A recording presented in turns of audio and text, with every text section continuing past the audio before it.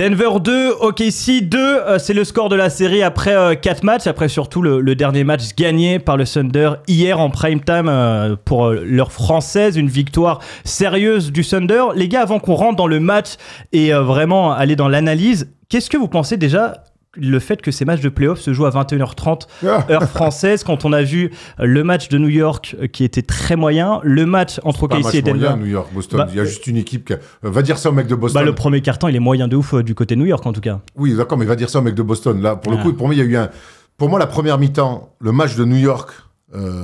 Boston, tu peux pas le comparer à la première mi-temps hier d'OKC Denver. OKC Denver, c'est une première mi-temps minable, mais minable des deux côtés. Il y a pas une équipe pour attraper l'autre. Ça perd des ballons, ça met des airballs. New York Boston, t'as une équipe Esport Pro A qui joue contre une équipe cadet départementale et on fait un scrimmage pour voir la différence qu'il y a entre des joueurs du même âge. Donc pour moi, c'est pas pareil. Tu vois, c'est pas pareil. Il n'empêche qu'on s'est fait chier de la même manière. Voilà, c'est le seul point commun. Il y a 3 équipes qui ont raté leur première mi-temps. Oui, en tout cas, ce qui est sûr, pour revenir à ta question pure, ça fait partie du job. De jouer à 12h30 le dimanche ou le samedi, ça fait partie du job. On peut regretter, les joueurs peuvent regretter que oui, ça peut fausser un petit peu. En fait, c'est pareil pour les deux équipes. Tu sais que tout au long de la saison, tu vas avoir des matchs à 21h30, parfois même à 19h. Et dans l'histoire des playoffs, c'est des 10-15 dernières années, bah oui, le week-end, il y a des matchs à 21h30. Donc, moi, je préfère, dans l'idée, quoi qu'il arrive, me projeter sur un match à 21h30 en tant que fan français. Ensuite, la qualité du basket. Il y a des mauvais matchs aussi à 2h du matin. Oui, mais... Voilà, donc, est-ce que ça a un réel impact ? Peut-être, il n'empêche que ça fait partie du job. C'est les joueurs NBA, on n'est pas dans un truc de pré-saison ou à un niveau où l'horaire change absolument tout. Mais on prend les heures françaises. Hein. Ils jouaient le 10 à 4h du matin, ils jouaient le 11 à 21h30. Enfin, je veux dire, c'est pas normal d'enchaîner autant. C'est la NBA, à un moment donné, on mais sait. les playoffs, c'est pas ça. Des back-to-back en post-Covid, ils jouaient je sais même plus comment ça s'appelait, des back-to-back. Ça fait partie du job. C'est à toi de te mettre au niveau pour être capable de performer, que ce soit à 12h30, à 15h30 ou à 21h30. Donc, voilà, on peut regretter le niveau, et samedi et dimanche, on était tous plutôt d'accord pour dire qu'on était déçus par la physionomie du match. Il n'empêche que ça fait partie juste du job. Donc, les gars, soyez bons. Kobe a mis 81 points dimanche midi. Ah, ça fait partie du job. Ça fait partie du job. Mais je vois ce que tu veux dire, parce que les joueurs, quand tu parles avec des joueurs pro européens, l'heure du match, c'est aussi quelque chose, mais ça arrive en Europe aussi. Et les dimanches, tu sais très bien que tu joues toujours plus tôt. Voilà, c'est tout. Moi, en tout cas, j'ai trouvé qu'il manquait de jus, et c'est peut-être parce qu'ils n'avaient pas la boisson énergisante Oli qui sponsorise qui sponsorise notre vidéo aujourd'hui. C'est une boisson énergisante qui se veut bien mieux que les autres, en tout cas plus pure. Mais il y a un mec qui va en parler bien mieux que moi, c'est Erwan, parce qu'il est bien meilleur. Chez First Team, ça faisait un moment qu'on cherchait une boisson à utiliser quand on fait du sport ou même au travail. Et on a découvert Oli. Fini les boissons bourrées de sucre et de taurine, puisque Oli, c'est une poudre à diluer dans l'eau, sans sucre ni arôme artificiel, déclinée en 3 gammes, énergie, iced tea et hydratation. En plus, elle permet un meilleur équilibre alimentaire, puisque la gamme iced tea, par exemple, ma préférée, on retrouve un meilleur ensemble de vitamines et d'antioxydants. Mais c'est toi qui choisis ton goût préféré parmi les saveurs fruitées comme Citrus Cobra, Peach Panther ou encore Raspberry Raptor. Et en bonus, on fait du bien à la planète. C'est plus de 90% de déchets de CO2 en moins grâce à son format en poudre. Un bon goût et une bonne conscience. Et allez, vu que t'as écouté jusqu'à là, on te propose 2 codes promo. First Team 5 qui t'offre 5 € de réduction sur tes premières commandes en cliquant sur le lien en description, et le code First Team qui applique 10% de réduction sur toutes les commandes. Voilà, vous l'avez vu, vous pouvez profiter d'un code promo de 5 € avec le code FIRSTTEAM5. On l'a essayé en sortant du basket, c'est vrai que c'était pas mal. J'ai adoré. Non, franchement, c'est bon, c'est très bon. Ma préférence va pour Citrus Cobra quand même. La préférée d'Erwan. Mais moi, j'ai pas bu parce que je suis parti avant tout le monde, comme d'habitude, énervé. Donc, non, bon, cette semaine, je vais le goûter. Vu que je vais pas jouer, je vais quand même le prendre après mon shooting. Allez, on retourne sur la série OKC Denver. Les gars, pour en revenir sur la série, après 4 matchs, vous l'estimez à quel niveau cette série qui est en train de se jouer? On a vu 4 matchs, il y a 2 partout. Bon niveau de basket, ce que vous attendiez? Bon niveau de basket, c'est une bonne question. Il y a à boire et à manger. Il y a des équipes en fait dont j'ai pas l'impression qu'on en tire le maximum du potentiel. Ça, c'est une réalité. D'un match à l'autre, il y a des très hauts, il y a des très bas, et ça marche surtout pour Denver. OKC quand même, avec toute l'attention et les attentes. Sans dire je suis déçu parce qu'il y a 2-2 et qu'il n'y a rien de fait encore dans cette série-là, t'as l'impression que s'ils veulent passer, ils vont devoir aller chercher des ressources qu'ils n'ont pas encore peut-être au sein de l'effectif. L'année dernière, ils perdaient parce qu'il manquait d'adresse. Là, parfois, t'as aussi ce ressenti-là. Donc, écoute, c'est une série intéressante. Il y a beaucoup de choses tactiquement. Mais comme très souvent, quand c'est très serré, ça se jouera pas forcément sur des choix de rotation ou tactique. Ça se jouera à qui va mieux gérer les fins de match, qui gérera le mieux les money time. Et tu vois, sur le match 4, par exemple, c'est OKC qui s'en est mieux sorti. De manière assez surprenante, même si les 4 dernières positions de Shai Gilgeous-Alexander, elles sont catastrophiques. Mais c'est vrai qu'hier ils sont allés se le chercher quand même OKC, parce que le retour de vestiaire des Nuggets avec Nikola Jokic et Jamal Murray qui enfin reprennent le lead de cette équipe là, on a vu des choses des choses intéressantes. Denver, ils sont très durs à juger, même si c'était déjà le cas sur le premier tour, c'est de nouveau le cas sur le second tour, capable de faire des gros matchs, capable d'être mauvais mais d'aller gagner des matchs, capable de prendre des doudounes, capable de passer complètement au travers d'une première mi-temps puis finalement reprendre le contrôle d'un match et le perdre à la fin. C'est très dur de jauger cette équipe de Denver. Je trouve qu'OKC, malgré tout, est l'équipe la plus constante sur ces 4 matchs, mais il y a 2-2, et je reste persuadé, après 4 matchs, que c'est les Nuggets qui vont passer, mais vraiment à l'ancienne, j'ai envie de dire. Mais c'est ce que je me demandais, est-ce que vous arrivez à lire la série, parce que OKC perd le premier match, après ils explosent Denver au match 2, ils craquent dans la prolongation du 3, et hier, ils sont au-dessus tout le long, mais ils se font peur quand même dans le match. Comment on la lit, cette série ? Comme tu viens de le faire, c'est-à-dire que c'est du match par match, il n'y a pas de tendance qui se dégage. En même temps, il y a 2-2, et il n'y a personne qui a gagné 2 matchs d'affilée. Donc t'es vraiment dans le vrai bras de fer où chaque match est plus important que le précédent. On fait souvent des focus sur les matchs impairs. Donc le prochain match, le match 5, va énormément compter. Moi, j'étais déçu, tu vois, dans le match 4 où quand Denver arrive à faire ce type de match de traîneur, on est un peu habitué à ce qu'ils arrivent sur un shoot d'Aaron Gordon, un bon play, une bonne action, un bon run aussi de Nikola Jokic à remporter ce type de match. Moi, j'étais vraiment, quand il reste 5 minutes, j'ai l'impression que les Nuggets vont le faire à la fin. Hier, pour toi, c'est un match de traînard ? Je sais pas si c'est un match de... Non, un match de traîneur, peut-être pas, mais en tout cas, comme tu l'as dit, ils dominent, ils ont le match en main. J'ai l'impression quand même... gagner, moi. Voilà. Sur la fin, quand ils sont encore là, juste derrière eux, j'ai l'impression que Denver va être capable, une nouvelle fois, de faire cette différence dans les tout derniers instants. Ce qu'on peut dire aussi côté Denver, et peut-être que ça va être les limites aussi à un moment donné du coaching d'Adelman, c'est cette zone... Et on va le voir avec d'autres équipes, cette zone qui quasiment 60-70% avec Cleveland, j'imagine, du temps. Ouais, exactement. Qu'est-ce qu'il y a? Donc, ils font trop de d'un moment, Denver fait beaucoup de zones, et quand ils sont à +8, qu'ils font un vrai écart, quand Jamal Murray prend faux, je me dis, on connaît ce Jamal Murray, on connaît ce body language, on connaît même, limite, il force un peu, mais il a envie de prendre les choses en main, et que Nikola Jokic, lui aussi, est plutôt bien sur du tir extérieur, ça va passer. Mais cette zone-là, pour moi, offre la possibilité à OKC, qui joue pas très bien, mais sur des attaques de zone bien ciblées pour le coup, grâce notamment encore avec le jeu sans ballon de Caruso, d'avoir des tirs ouverts quand Aaron Wiggins en sortie de temps mort, alors qu'ils sont pas bons, ils font une passe, il a un grand tir à 45 ouvert à 3 points, il le met d'ailleurs. Il le met, bravo. Mais pareil aussi pour Edward Carson Wallace, plutôt Carson Edwards, c'est dans le corner à 3 points, pareil, c'est des grands tirs ouverts après 1-2 passes. Donc Janelle Williams aussi sur le changement de rythme, à chaque fois il a tué. Donc je comprends cette zone-là à outrance, à un moment donné, ça va avoir des limites. C'est peut-être le seul truc qui me fait dire que OKC va s'adapter. Il s'est déjà adapté dans la deuxième mi-temps face aux Nuggets pour aller gagner ce match ultra important, parce qu'à un moment donné, je me dis, attends, ils vont le prendre Denver, il va y avoir 3-1. Alors j'ai même pas l'impression qu'ils jouent mieux, mais il va y avoir 3-1. Ils sont allés se le chercher au courage. Il y a plein de bonnes choses à ressortir du côté d'OKC, notamment cette faculté à mettre des tirs ultra importants. Pour moi, vraiment, le tir d'Aaron Wiggins, là, en sortie, celui-là, il fait un bien incroyable en sortie de temps mort. Mais cette zone-là, et puis c'est pas une zone match-up un peu, on va trapper, on suit, on change, c'est vraiment la zonasse, quoi. Ils ont fait de la 2-1-2, des trucs improbables. Ouais, de la 2-1-2 bizarre et tout. Et ça, pour moi, ça peut être des coups tactiques, la zone. Quand tu l'as fait autant, c'est un aveu de faiblesse. Alors, je sais pas si c'est un aveu de faiblesse, mais c'est aussi une manière, je sais pas si bon mot c'est reposer, mais en tout cas, de préserver un petit peu tes joueurs qui jouent énormément.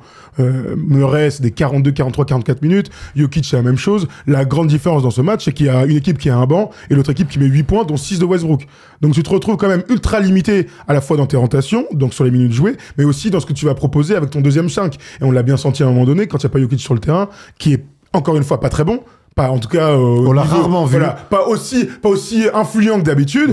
T'as rien d'autre à proposer en fait dans le basket. Est-ce qu'on a déjà vu Nikola Jokic aussi mal à l'aise, j'ai envie de dire, aussi contrarié sur le premier tour en fait, presque. Ouais, mais encore plus. Zubac l'avait contrarié, et Hartenstein continuait à le contrarier. Mais je voulais ouvrir le dossier Westbrook. On a beaucoup parlé de la confrontation avec Zubac, que c'était un bon match-up. Là, c'est Hartenstein. Westbrook, tu veux parler de Jokic? De Jokic, pardon. Jokic. Pareil. Le joueur qui font des triple-doubles sur le saison, qui font des triple-doubles. On parlait de Zubac qui était un bon match-up. Hartenstein est un bon match-up. On a l'impression que ça dépasse le match-up là. Est-ce que c'est pas lui seul qui est un peu dans le dur sur ses playoffs? Peut-être aussi. Il a énormément donné cette saison.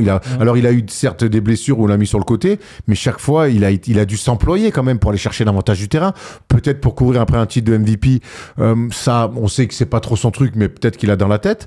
Pour être 3 fois MVP d'affilée, c'est pas rien. On peut me dire ce qu'on veut, mais dans la carrière, dans la legacy d'un joueur, c'est quelque chose qui peut rentrer dans les têtes, notamment une saison aussi en triple-double. Donc, en tout cas, il a été énormément utilisé. Et puis, c'est ce qu'on reprochait à Mike Malone, c'est que tout passe par lui. C'est le cœur de cette équipe. Jamal Murray a mis beaucoup de temps à rentrer dans sa saison, a été blessé aussi. Donc tout passé par Nikola Jokic. Et c'est marrant que Mike Malone soit fait couper parce que justement, il utilisait pas bien son banc et qu'il jouait qu'à 5, 6, 7.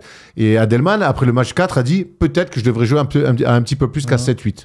Donc, on retombe quand même, que ça soit avec un coach ou un autre, on retombe aussi sur les limites de cette équipe des Nuggets, faire de la zone en play-off sur des matchs importants, et finalement ce banc dans lequel on semble ne pas avoir confiance, peu importe qui est à la tête de l'équipe. Hier, Peyton Watson joue 9 minutes, Strouter il joue 5 minutes, Westbrook joue 27 minutes, mais on l'utilise pas en fin de match. On a compris cette utilisation de Westbrook en fin de match, que ce soit sur le banc? Il a joué parfois, quand il est bon, il a tendance à le laisser sur le terrain. Là, j'ai l'impression qu'ils avaient ils y croient encore à Michael Porter Jr. qui est clairement. Alors, là, il se cache plus. Il a un truc, mon gars, sur l'épaule. Il a un tampon sur l'épaule. C'est un truc de ouf. Donc, ils essaient, je pense, quand même de continuer à lui faire confiance. Et quand ils le mettent sur le banc, ils ont gagné quand même lors du premier match qui était sur le banc. Là, Westbrook, il leur apporte quand même un truc que personne ne peut faire, donc du pace, de la défense, de l'envie, du cœur et tout ça. Donc ça me choque pas non plus qu'ils soient sur le terrain en fin de match, mais ils sont juste un petit peu limités par le talent aussi de ce roster-là. Et moi, ce qui m'embête énormément, tu vois, dans cette série, c'est qu'on a beaucoup dit, ce sont des équipes qui jouent bien au basket. Elles jouent bien au basket avec des styles complètement différents. Là, on se rend compte que les défenses prennent complètement le pas. Et le premier quart-temps, historique, 8 points marqués pour Denver. Alors, c'est pas le pire. On a vu les Clippers faire 7 il y a quelques années sur un quart-temps. Ils ont égalé, là, il y a 2-3 ans, les Mavs qui avaient fait 8 aussi sur un quart-temps.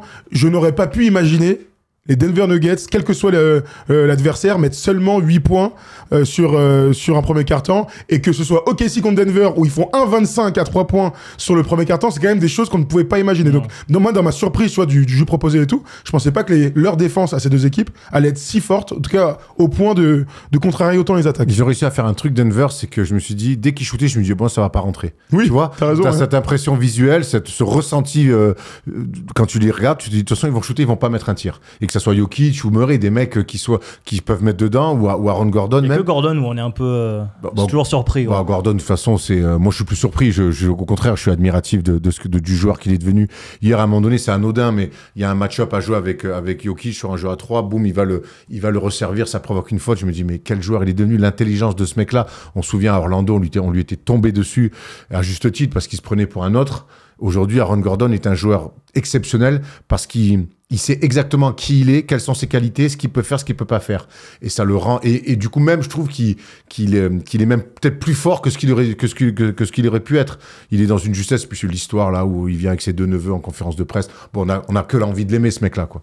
On a mis dans le chat 2 sondages pour savoir, enfin sur Twitch et sur YouTube, savoir si OKC ou Denver va passer. Vous votez évidemment dans le chat. Les gars, la fin de match de Denver hier, elle est pas bonne parce qu'ils font un match de traînard. J'ai noté sur les 5 dernières minutes, il y a les lancers francs de Jokic qui ratent. Ils sont sur de terribles. Il y a une attaque où tu perds la balle. Aaron Gordon aussi, il en laisse. Ouais. Ils font 1 sur 4 en quelques secondes. Ouais, là, ça se suit. 4. Il y a une attaque où tu perds la balle pour violation des 5 secondes. Le airball de Jamal Murray, celui de Westbrook, Porter Jr. qui rate un shoot là un peu fade away, tête de raquette. Elle est pas bonne cette fin de match, il rate tout. Et est-ce que ça part pas de Jokic qui arrive pas à comme d'habitude normalement engendrer des choses? Alors oui, mais parce qu'en fait c'est la seule manière qu'ils ont d'exister. Même Jamal Murray, quand il se crée des tirs à lui, c'est autour de Jokic sur du main à main, sur du pick and roll. Donc Jokic est moins rayonnant, en tout cas fait moins briller son équipe dans le collectif. Je pense il y a un vrai plan défensif aussi. On rappelle, il lui envoie de la viande et de la taille. Il est grand, Hartenstein, et il est gaillard. Chet Holmgren, il est moins gaillard, mais il est grand. Et ils viennent bien trapper, il lui réduit ses espaces. non seulement de tir, de 1 contre 1, mais de passes aussi. Je trouve qu'ils arrivent bien à lui fermer les passes, ces fameuses passes où il éclaire toute l'attaque, on les voit beaucoup moins. Donc oui, à partir du moment où tu arrives à enlever le cœur, et quand je dis le cœur, je suis gentil, le cœur, le cerveau de cette attaque même, des Nuggets, ben en fait, ça devient un truc, le shoot de Michael Porter Jr., c'est une attaque de merde. Ouais. Tu te retrouves en galère parce que derrière, dès que Jokic, le ballon ne passe pas par Jokic, tout est plus compliqué. Il y a un moment où tu les vois gagner le match hier.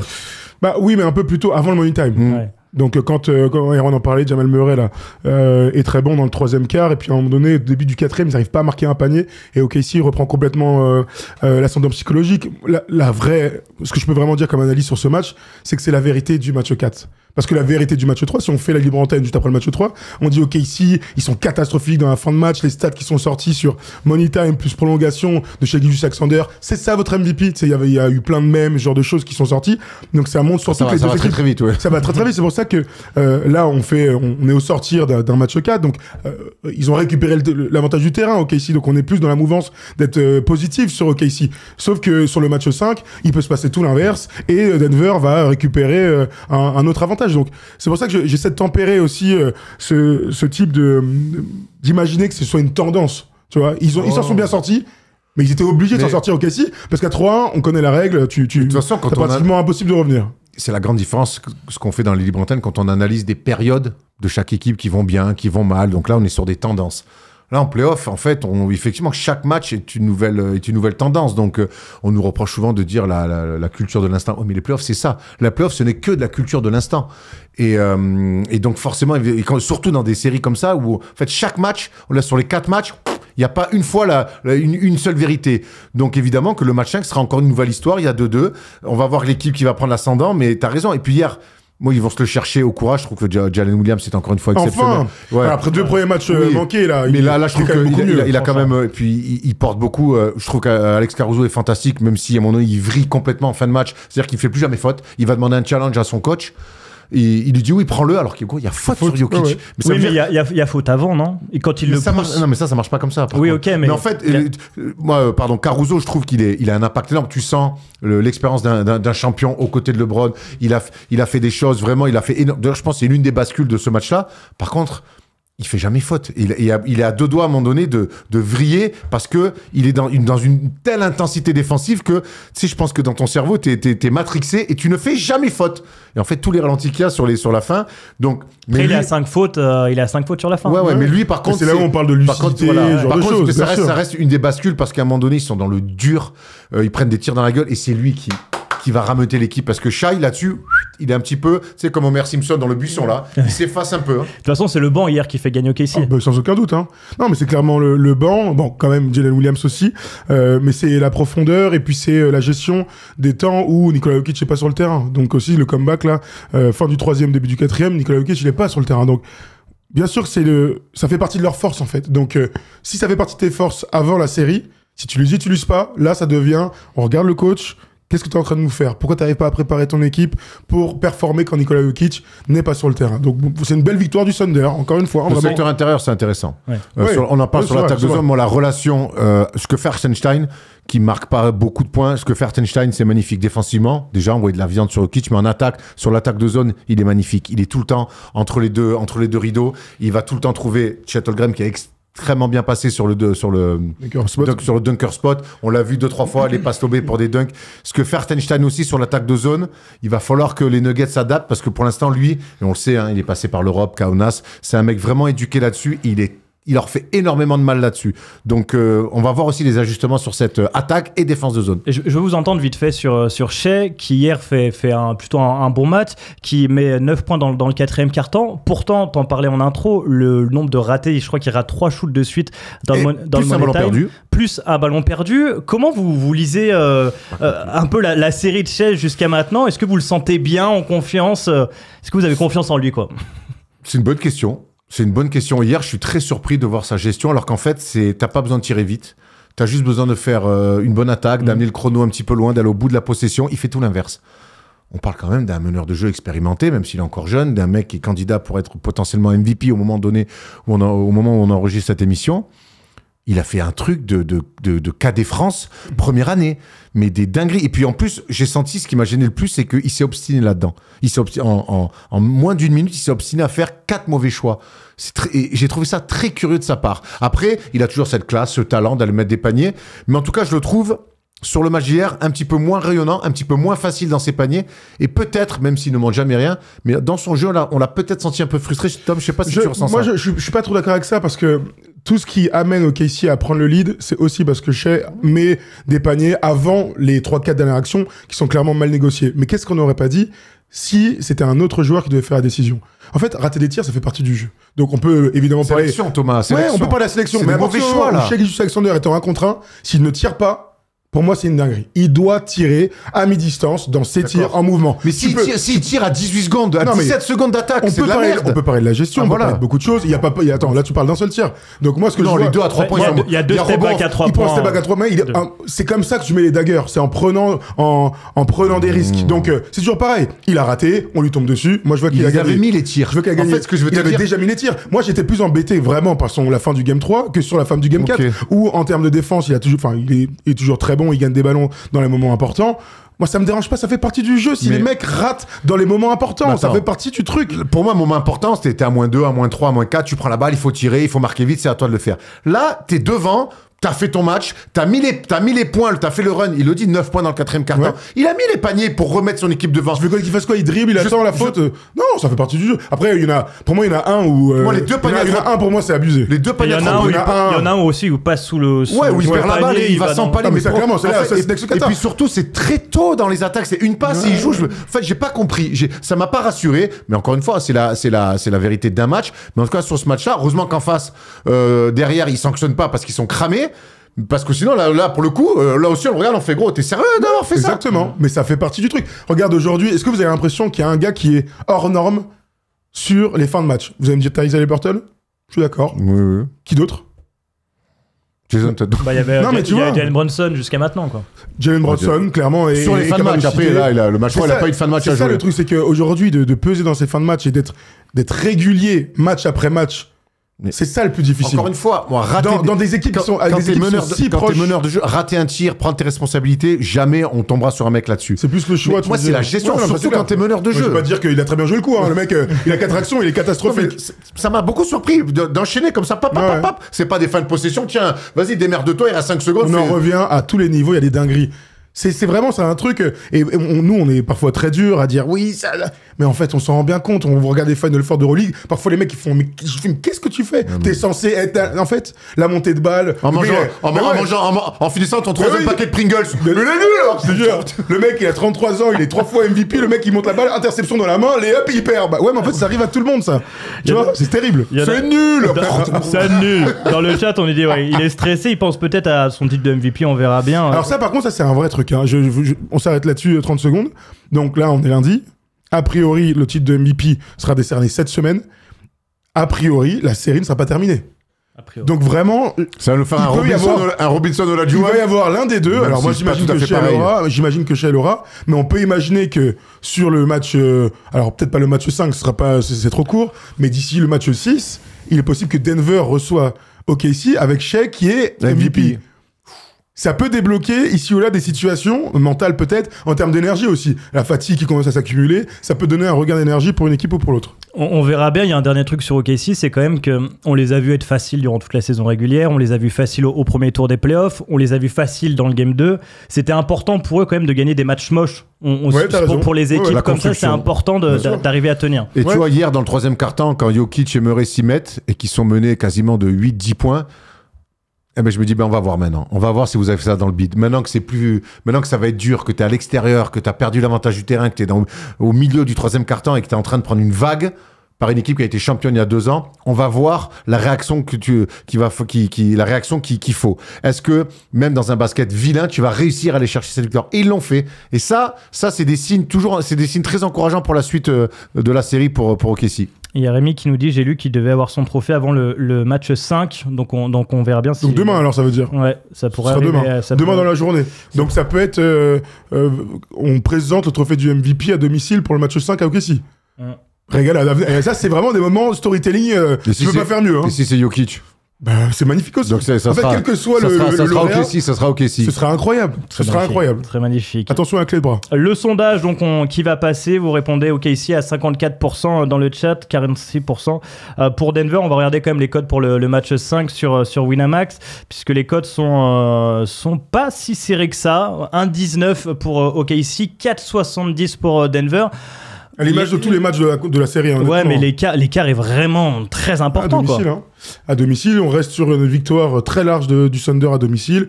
Oui, on peut se dire que c'est un peu abusé, mais c'est déjà le cas sur les matchs 3 et 4. Il y avait un gros écart entre ces deux équipes-là. Écoute, il n'y a pas la cote de Lou Dort, t'arrêtes de tirer comme un malade. Qu'est-ce que... Comment à un moment donné, il reste, cinglés, il les reste mecs. 4 minutes dans le premier quart-temps, il est à 1 sur 6 à 3 points. Et puis les tirs, je vais tirer, hein. Il les prend C'est très un- bien. Moi. Il commence par 0-3 en plus. Ouais, hein. mais tu sais qu'il n'avait pas mis de panier à 3 points à l'extérieur depuis le 25 mars. Mais Il était au lycée. on sait que c'est important aussi mentalement, et ça c'est un truc que nous on n'a pas connu à notre époque, Thomas. Ce tir de hey, t'es ouvert, tu tires. Un bon tir, tu prends. Tu vois, c'est quand si t'étais pas un shooter pur, t'avais moins de crédit. Là, il y a ce truc-là, Lou Dort peut en mettre, mais les mecs ils envoient des... Mais après, j'ai l'impression que c'est accepté par tout le monde, et coach y compris. C'est une philosophie, mais bordel, les mecs ils refusent pas grand-chose. Hein. Après, hier, ça s'est tellement pas vu dans le marasme à 3 points qu'il est un peu passé comme ça. À travers. Oui, il a participé grandement à ce marasme. Il a Voilà. construit la maison. À la première mi-temps, il sort à la mi-temps, son coach, l'interview d'ESPN, elle le prend, il fait pas bravo, hein, Lou. Ouais, mais lui, son agent pourra dire qu'il y a eu un seul panier marqué à 3 points dans le premier quart, c'était lui. Ouais. Je sais pas ce que ça vaut sur le marché, ça. Je sais pas, mais en tout cas, c'est une info. Voilà, on a fait le tour en tout cas sur cette série. Donc 4 matchs se sont joués. On en reparlera jeudi avec Stephen. Il y aura eu d'ici là un seul match, il me semble, ouais, qu'un match. Oui, absolument. Voilà, Le donc- prochain match, c'est mardi soir. Et le match d'après, c'est jeudi. C'est tous les 2 jours, de toute façon. Donc on verra qui aura pris le lead. Et puis on va pouvoir parler d'une autre série maintenant. On va passer à la conférence Est.